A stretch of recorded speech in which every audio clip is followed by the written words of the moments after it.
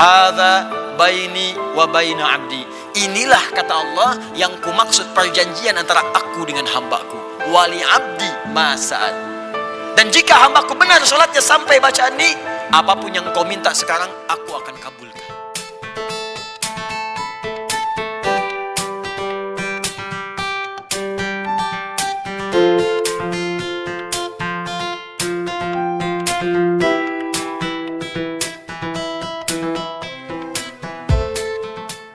Surah kedua ayat 45 sampai 46. Gurau saja ya. Lihat sejenak. Wasta'inu. Perhatikan kalimatnya wasta'inu.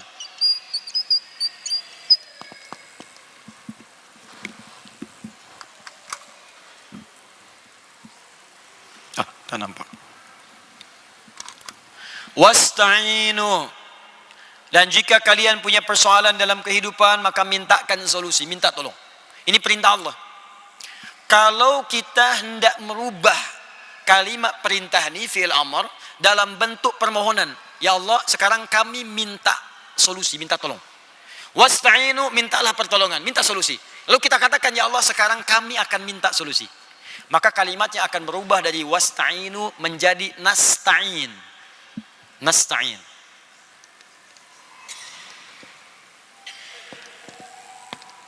Nasta'in.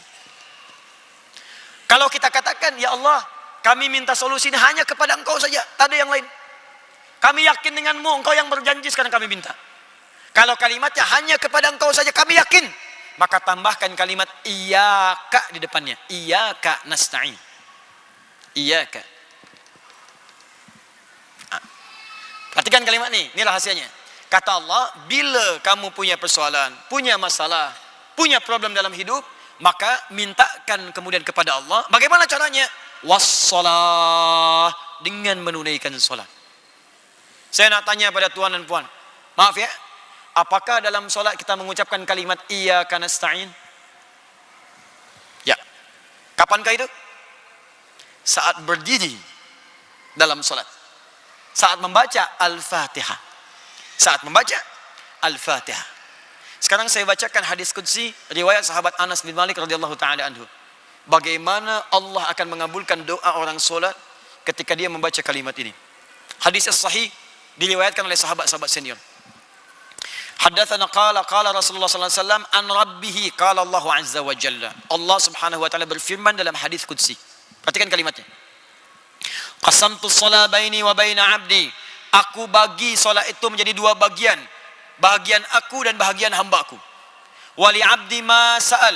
Jika hambaku mengerjakan bagiannya dengan sempurna, maka aku akan berikan bagianku untuk mereka, yaitu aku berikan apapun yang dia minta dalam solatnya. Aku bagi solat menjadi dua bahagian, bahagianku dan bagian hambaku. Jika hambaku mengerjakan bagiannya dengan benar sempurna, maka aku akan kabulkan apapun yang dia minta dalam solatnya. Kapan itu dimulai? Yuk kita baca hadisnya. Idza qala al-'abdu alhamdulillahi rabbil alamin. Jika hamba itu bermula solat dia membaca alhamdulillahi rabbil alamin. Qala Allah azza wa jalla hamadani 'abdi, maka Allah akan menjawab seruannya itu dengan kalimat hamadani 'abdi, hambaku sedang memujiku. Wa idza qala al-'abdu ar-rahmanir rahim. Jika hamba itu berkata ar-rahmanir rahim, qala Allah azza wa jalla, maka Allah menjawab athna 'alayya 'abdi, hambaku sedang menyanjungku. Wa idza qala al-'abdu maliki yaumiddin. Jika hamba berkata maliki yaumiddin, qala Allah azza wa jalla majjadani 'abdi, hambaku sedang mengagungkanku. Awas, kerana tu kalau sedang solat, rasakan kita ini ditatap oleh Allah. Tak mampu melihat, tapi rasakan kita dilihat. Dan rasakan dijawab setiap kalimat kita tu. Itu yang disebut ihsan namanya. Orangnya disebut muhsin. Bukalah hadis riwayat Muslim di jilid yang pertama, nomor hadis yang ke-8, riwayat sahabat Umar bin Khattab radhiyallahu taala anhu. Sebelah kiri paling atas di kitabnya. Dinukil oleh Imam An-Nawawi rahimahullah dalam kitabnya Al-Arba'in An-Nawawiyah, nomor hadis yang kedua, dikenal dengan hadis Jibril. Ketika Nabi SAW disoal oleh malaikat tentang ihsan, ditanya mal ihsan, kata Nabi, an ta'budallaha ka'annaka tarah, fa illam takun tarahu fa innahu yarak. Engkau beribadah menyembah Allah, ta'budallah, engkau beribadah menyembah Allah. Kalau kita ingin beribadah, kita ucapkan na'budu. Na'budu, engkau beribadah kerana Allah. seakan-akan engkau merasakan ditatap oleh Allah Subhanahu wa taala sekalipun kau tak mampu menatapnya. Rasakan. Nah, sekarang ini rahasianya. Wa idza qala al-'abdu iyyaka na'budu wa iyyaka nasta'in. Jika ada seorang hamba berkata dalam solatnya, iyyaka na'budu, ya Allah sekarang kepadamu saja hamba menyembah. Hamba sedang solat, sedang menghamba, sedang ibadah, kepadamu saja. Tak ada yang lain. Wa iyyaka nasta'in. Dan sekarang hamba ya Allah punya soalan dalam hidup. Punya masalah. Hadirkan dalam hati kita tuh. Rasakan. Tuhan punya masalah apa? Tuhan punya problem apa? Hadirkan dalam hati. Jadi bukan sekedar bacaan saja. Begitu caranya, hadirkan dalam jiwa kita. Ya Allah, ini suami saya, istri saya, anak saya, budak-budak, di sekolah, problem di kantor, di pekerjaan, jabatan. Hadirkan di benak kita nih. Nabi Zakaria tuh melakukan itu. Jadi ketika berdiri dalam sholat, beliau minta. Qala Rabbi habli min ladunka dzurriyyatan thayyibah innaka sami'ud du'a. Ya Allah, mereka berkata hamba tak mungkin punya keturunan. Karena secara medis istri hamba divonis monofos dan mandul. Kata klinis tak mungkin punya keturunan. Mohon dalam sholat, dalam berdirinya, berdiri. Dijawab oleh Allah. Fanadatul malaikatu wa huwa qa'imun yusalli fil mihrab. Turun malaikat, beliau masih berdiri dalam solatnya. Belum tuntas solatnya, masih berdiri dalam solat.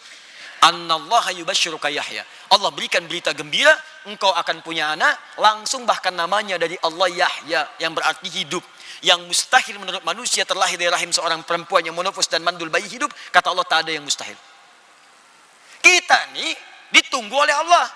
Dalam solat, wa iyyaka nasta'in, dan kepada engkau ya Allah kami memohon sekarang petunjuk, pertolongan, solusi. Apa jawab Allah? Perhatikan jawabannya di hadis qudsi. Hadza baini wa baina abdi. Inilah kata Allah yang kumaksud perjanjian antara aku dengan hambaku. Wali abdi ma sa'al. Dan jika hambaku benar solatnya sampai bacaan ini, apapun yang kau minta sekarang aku akan kabulkan. Saya tak mau berjanji lah. Tapi kalau ada masa lagi berkunjung beri kuliah ke sini, kita bahas fikih solat, ada 4 rahasia dalam solat. 4 ni kalau benar dilakukan, maka doa-doa kita sulit untuk ditolak. Hadisnya sahih. Bahkan dalam ayat Quran tu ada beberapa posisi yang langsung minta yang terbaik. Jadi kalau ingin masuk surga, minta surga yang paling bagus. Kalau dunia, minta yang paling hebat. 4 tu berdiri, 2 ruku, 3 sujud, 4 sesaat sebelum salam. Bagaimana caranya? Nanti kuliah yang lain. Nah, tapi apakah setiap orang yang berdiri minta? Belum tentu. Apakah setiap orang yang baca ini dikabulkan? Belum tentu. Kecuali orang yang saat solat dia ikhlas kerjakan dengan mengingat Allah. Bagaimana cara mengingatnya? Khusyuk.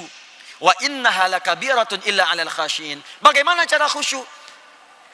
Alladzina, ayat 46-nya, alladzina yadhunnuna annahum mulaqu rabbihim wa annahum ilaihi raji'un. Kalau hendak ikhlas dan khusyuk, maka rasakanlah engkau sedang menghadap Allah, mungkin itu solat terakhir yang engkau kerjakan. Demikian saat berzikir, mungkin di zikir terakhir, saya wafat dalam keadaan berzikir. Subhanallah, subhanallah, subhanallah, wafat. Sujud, wafat. Karena itu kalau hendak solat, mendengar panggilan azan, siapkan pakaian terbaik, yang paling halal. Karena mungkin itu panggilan terakhir dalam hidup, mungkin kita wafat lah. Allahu Akbar, Allahu Akbar. Cari pakaian baik. Buka Quran surah ke-7 ayat 31. Ya bani Adam khudhu zinatakum inda kulli masjid. Hai anak cucu Adam, jika ada panggilan dari masjid, cepat kenakan pakaian terindahmu.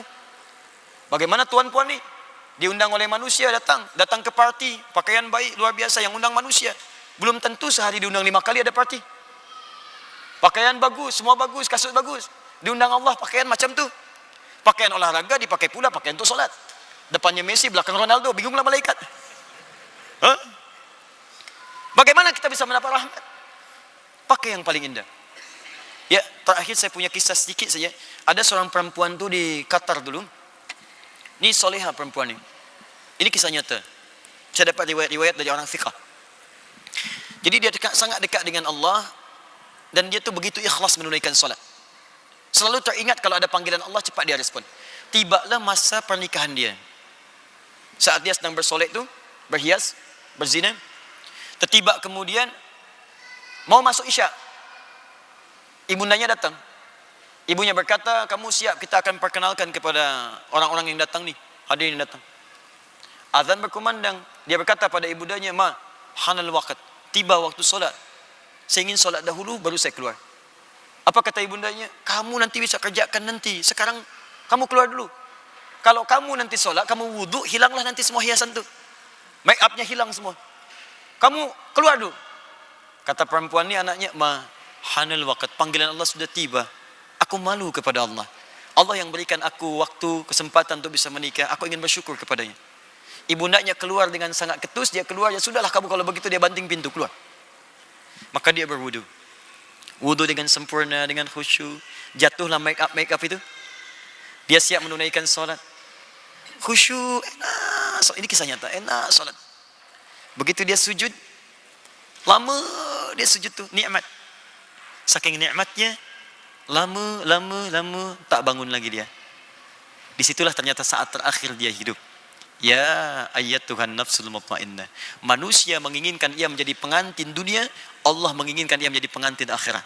Manusia menginginkan ia berzina bersolek dengan make up dunia, Allah menginginkan dia bersolek dengan make up akhirat. Lepaskan tu make up dunia, ganti dengan make up akhirat. Wudu. Insyaallah. Begitulah berzikir. Rasakan seakan-akan kita akan wafat.